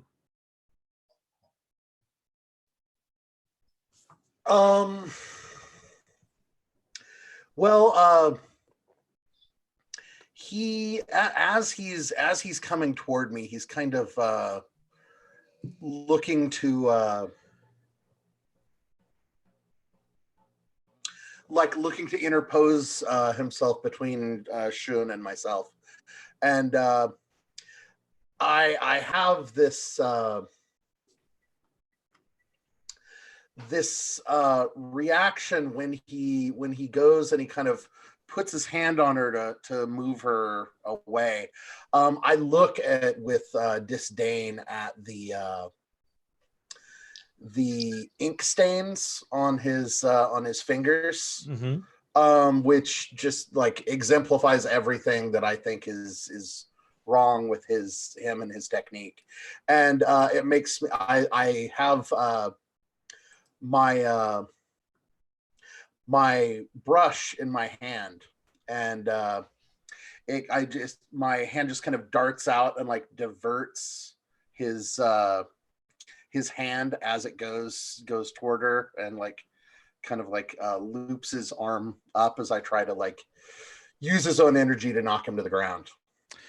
All right, this seems like overcome. You're not actually trying to physically, battle him, and you're not engaging him in a social duel. So what do you want to overcome with? I think I'm going to roll metal this time. Okay.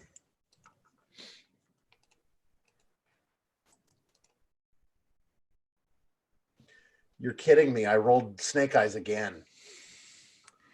Hello, roll for your party. Oh. So I think when you go to like move at him, his hand comes up, twists through yours. You realize he's not drunk. He's just playing drunk. And he spins you, and as you were going to do to him, he spins you to the ground and knocks the wind out of you. Mark your medal from surprise. And he looks down at you with that same disdain that you were looking at him, and he says, "You will have to be sharper and more graceful than that if you wish to be the master calligrapher here." And he looks up, and you can see that Shun is actually like she's realized he's not drunk, and she looks kind of scared. And he says, "Wife, come back with me to our household now." She'll bow and start to move off. And they will head out, and you get yourself up and kind of shake, and what was that? I mean, he was clearly surprised to see you, so this wasn't anything calculated to offend you, so you're not sure what is going on there. Is there anything I can like reflecting on it? Can I figure anything out? Yeah, let's have you make a study roll. All right. It's one of those kind of flashbacks, and we see the previous scene maybe from a different angle kind of thing. All right. I will go for... I'm just going to go for wood. It'll be a straight roll. Sure.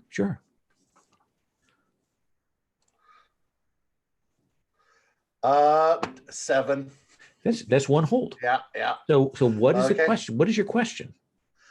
How How do you want to phrase that? How do I want to phrase that?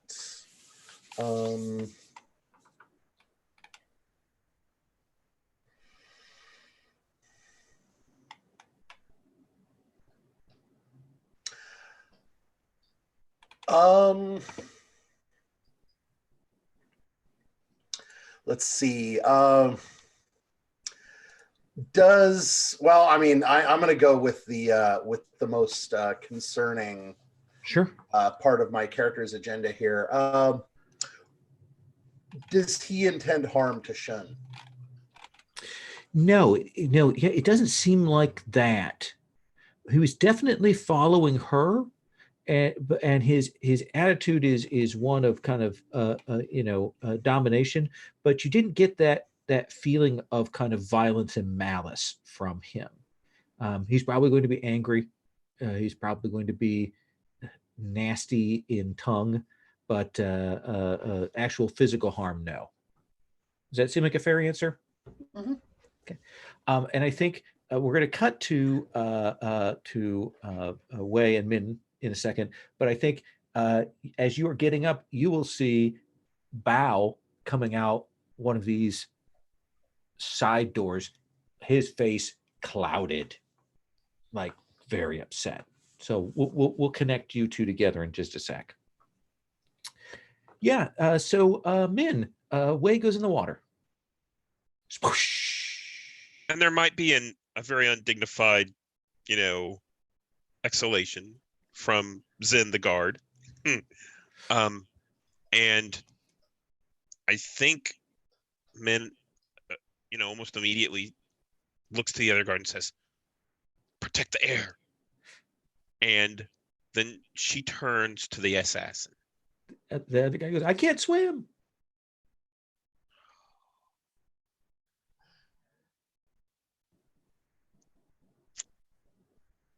Do your job, soldier. Would this be a convince or something? Sure, you could hearts and minds him to jump in the water in his armor, and he can't swim. That's entirely up to you.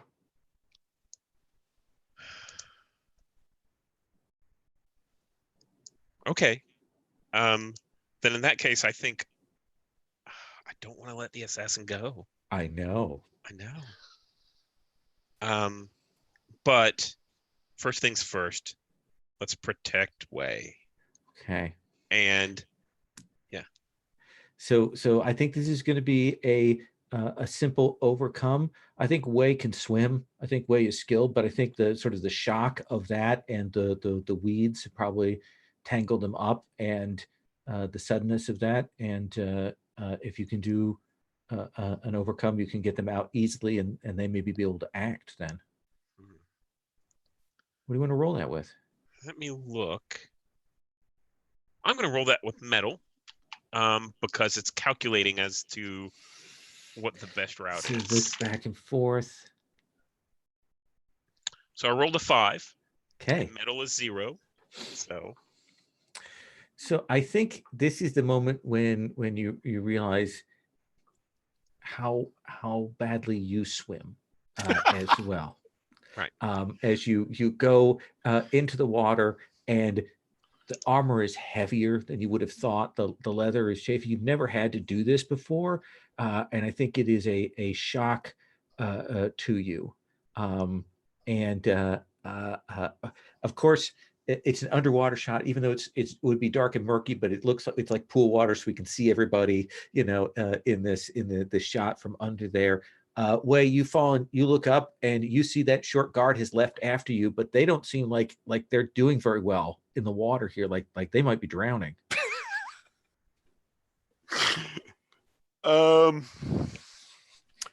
Well, I have no choice but to save them. All right. But the thing is, Yeah. these robes I have on are not meant for water, so I have no choice but to go shirtless. Absolutely. Tear that off. You're already glistening. We see the full sculpted beauty of you. What do you want to roll your overcome with? Geez. Well, I wouldn't have rolled wood with this anyway. This is the fire of my passion, by golly. I'll risk my other +2, I guess. That's worth it. Wait, I hit submit. I didn't hit reroll. Sorry. There we go. 12. You will absolutely. You're like a fish. We see the robes settle into the bottom, and you're out of them, and then you grab onto this guard Sparkle, sparkle, and sparkle. hold on that tight embrace, Min, of Wei. He's shirtless, and he will brings you up to the shore and drops you onto the shore. Do you do mouth to mouth, or you just what do you imagine? I'm pretty sure it's mouth to mouth. Okay, then I would Loyalty like like that has to yeah. be rewarded. Min, would you please roll inner conflict? Okay. And I choose something to roll with. Yeah, the only thing you can't roll with is water, ironically enough. And funny enough, I only have 2 other things. Yes. I'm gonna roll this with earth for Okay. presence. Yeah. I like the little words underneath because it helps me choose. Yeah. Oh yeah, and that's awful. That's a 5. So you get to mark an XP for inner conflict, but this guard is up and tearing away from you in panic way, and kind of pushing away and stumbling back into the bushes, and probably falls down into them. They clearly, because of the difference in rank, they weren't. It's okay. and you'll turn around, and that assassin is nowhere to be found. And I assume I mark earth, right? Yes. Wei, what do you want to do? Well, there was supposed to be a second assassin. But I also know I'll get busted real good if I don't get straightened up. The assassin's more important. The search continues. Okay. Do you want to leave these guards behind and strike out on your own, or do you want to wait till they pull themselves together? Well, the other guard's still around, right? Yeah. So I'm going to tell that one, see to your comrade. He's had a nasty shock, and it can be a lot to take. I will go forward. Then the other guard will come over and start to lift you up, Min. Wei kind of vanish off into the garden. We'll come back to your hunt in just a moment. All right. Bow. You will come out of one of these doors and kind of get a face full of the night air. Kind of feels good. Maybe cools your cheeks a little bit, and you will see Hang. You've probably interacted with them a few times.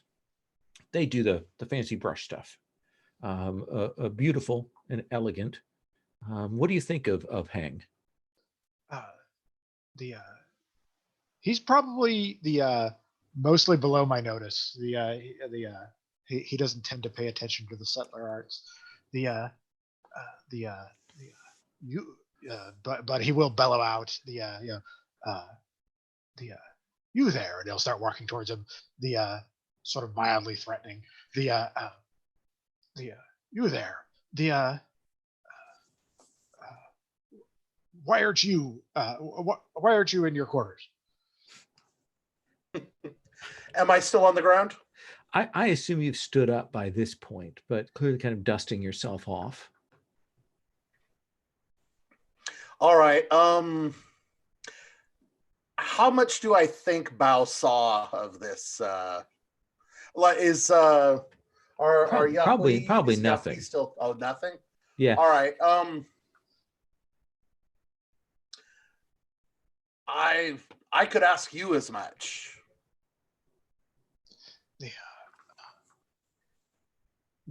He'll look at you a little sternly, and then he'll laugh, kind of loud. Ha ha ha! Yes, quite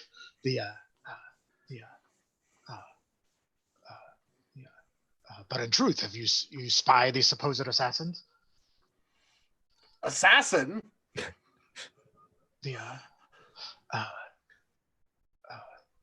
Have you not heard? And he'll tell you there are intruders in the palace. That's who I'm looking for. I saw only Master Yahui. The, he seems unlikely to be the assassin. Are you sure about that? He'll look at you quizzically.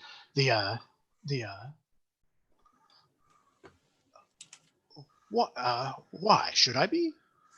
Should I not be? For a man who seems so old, he is quite deft.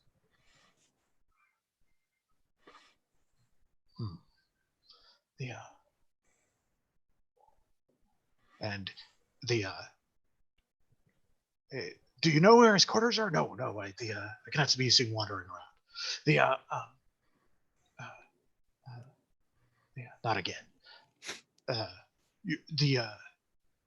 Tell me more. And like this is like a courtyard, so I'm assuming there's like little benches and things like that. Yeah.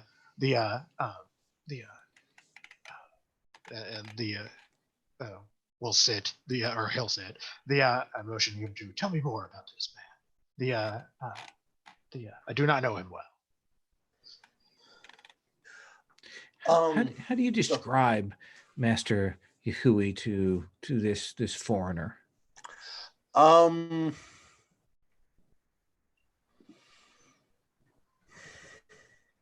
I paint a picture of him as someone who has risen high above his station through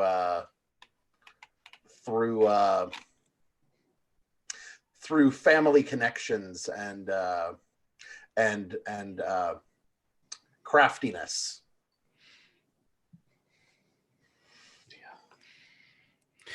Now, here is an opportunity here. There's a mechanic here that we can engage. Well, this can be just a conversation, or if you'd like to roll hearts and minds, that will give Bao an opportunity to go, oh, I believe you, and mark an XP because they believe you. Sure. Yeah, I'll do that. It's a generous thing to do because you risk a roll. Yeah, I know. Okay, so I'm making up a story on the fly, so I'm going to call this fire. Good call.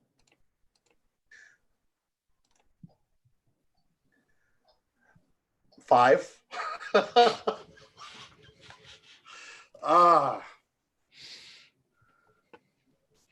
So I think as you are telling this story, as you are describing this, and let me have you mark your fire. There is a movement. A figure comes running off of the roof, and as they land, they knock you off of the bench and kind of stun you. And they're looking around in a panic there, and they see you, Bao, and they go, Bao. And we'll come back to you in just a second. Awesome. Wei, let's have you roll study. Sounds like a plan. See you moving. Your pants have miraculously dried. Moonlight's hitting you. You're still a little wet and glistening. Your hair is beautiful. It's as God intended. I think this probably has to be water. Okay. So for awareness, so it's Okay. a +0.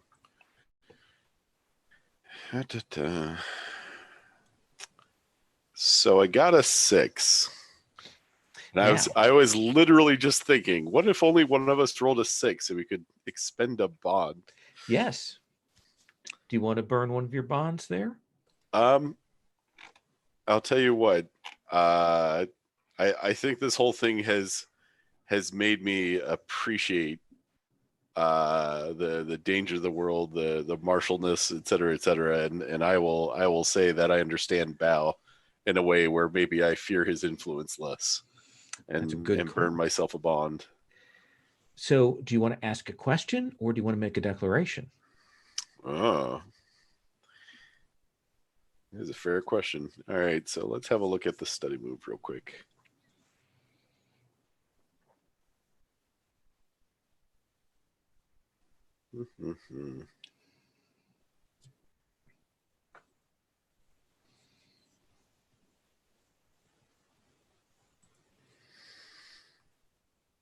I think I'm curious about the direction you're going with things already, to be honest. So declarations are tempting, but I don't think I want to do that. Okay. Nope, changed my mind. Secret door. Okay. so I see a door that is actually not supposed to be there, and it's been left slightly open. Yeah, there's a rock here in the garden has been moved aside, and you can see that there are steps going down into the darkness. Well, You're gonna head that way. You have no light with you. oh no.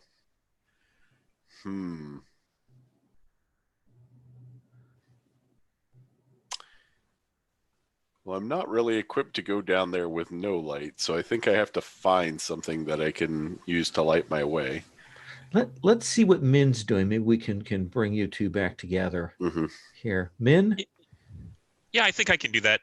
So I think that, so I'm drenched, and that probably compromises my guard outfit. Yes. So I think the term is improbably swap, implausible speed. Yes. I swap into my servant outfit. Okay. And I think I happen to be walking by way as he finds this door, may or may not be like a little servant entrance kind of thing.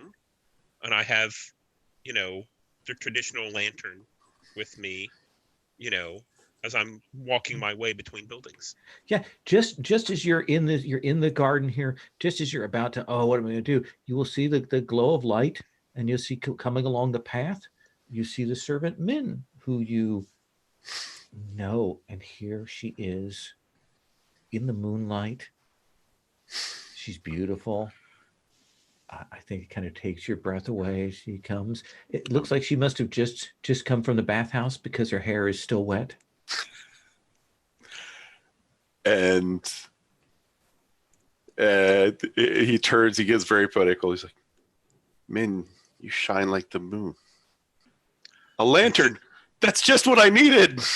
Min kind of hides her, bows a little bit and, demurely looks and says, oh, you honor me.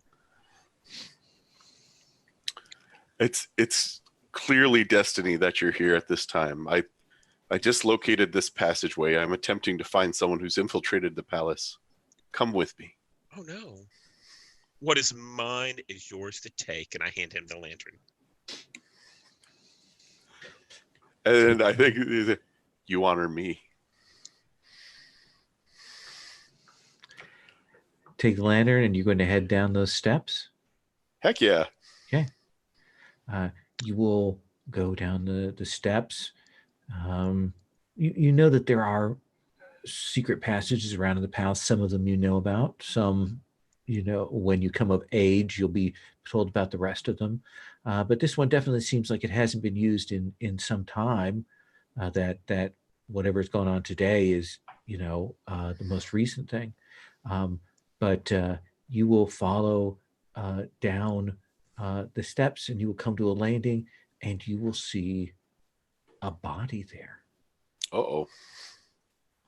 And I think Min. Fair enough. I think we've got to investigate that body.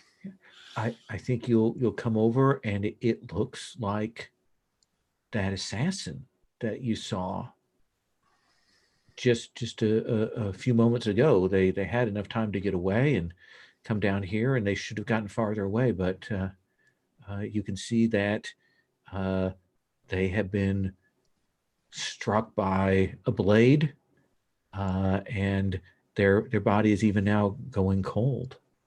If only my words had moved him. I think Min kind of turns away. She has like a shawl on, and I think she takes it off and reluctantly, puts it across Wei's shoulders because, it's uncouth to be walking around topless. And I think we'll see you kind of maybe pull the mask away, and we'll realize A, that it's a woman, and B, that it sort of looks a little bit like Bao, his complexion is a slightly darker northern complexion, and hers seems to reflect that. Bum, bum, bum. Bao, this person says your name in shock and surprise. They've knocked this calligrapher to the ground, and they seem panicked. This is probably the assassin. What do you do, Bao?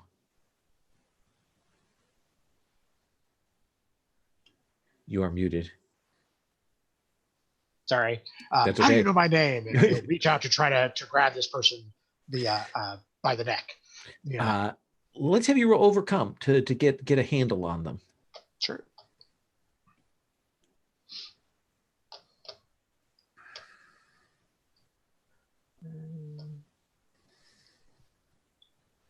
What do you want to roll that with? What do I want to roll that with? I think fire. Okay.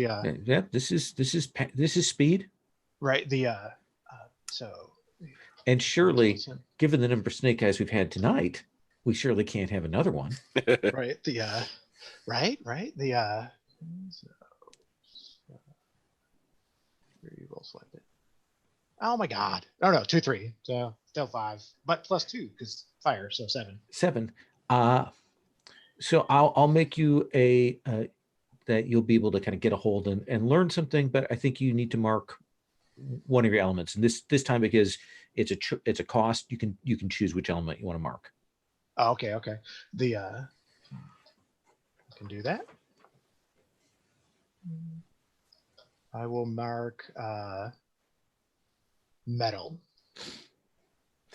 And she steps back as you grab on, kind of get a hold and pull away the face mask, and you will see this young woman that you recognize. She's a few years younger than you. It takes you a second that this is one of your younger brother's playmates, but grown up. And there's just fear in her eyes as she sees you, like why are you here, kind of thing. What do you say? Yeah. He'll look shocked. He'll do the appropriate. And then what am I doing here? What are you doing here? What are you even doing out of the desert? She goes, I must go. Let me go, Bao.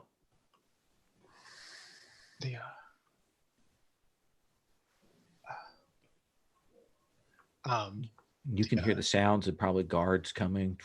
Yeah. So and this calligrapher is going to get up in just a second.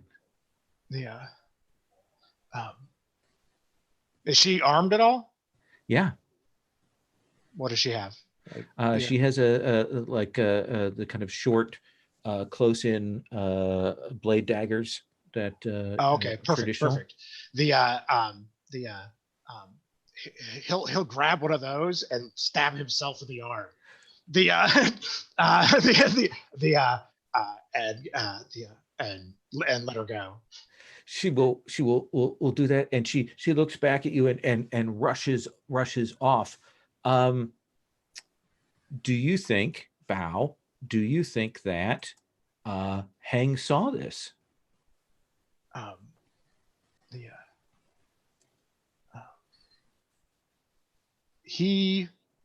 Yeah, I'm gonna say yeah. I want trouble. Yeah, he saw it.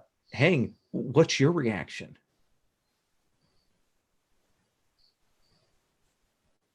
I am filing it away for later. I don't see any reason to I don't understand the situation enough to do anything with it, but it seems like something worth knowing. And we'll hear the tromp of boots as some of the guardsmen come up, and one of the captains of the guards there says, You two, have you seen someone come through this way? Yes, they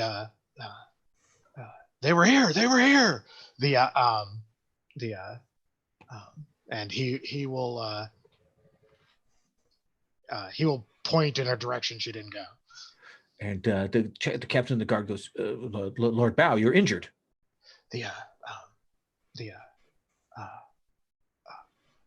I'm fine. I will find the healer.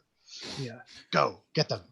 And they will look at you. Our Master Hang, are you all right? Only unsettled by the commotion.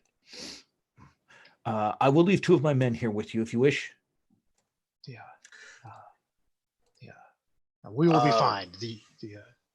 Or no, you go ahead and talk. Actually, No, all I really require now is peace. Well, then good night to you. And they will rush off in the opposite direction from the way the assassin went.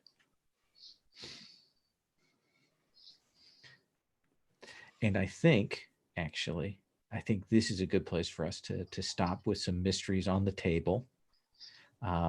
With some events on that. Does this seem okay to everybody? Is that cool? Oh yeah, definitely. No, yeah. Yeah, Lots sure. of tension and Now, so normally what we do is at the start of session, we check in with everybody's entanglements because the entanglements are very dynamic. They can change throughout play. We always check in at the beginning of session to see whether you want to change them.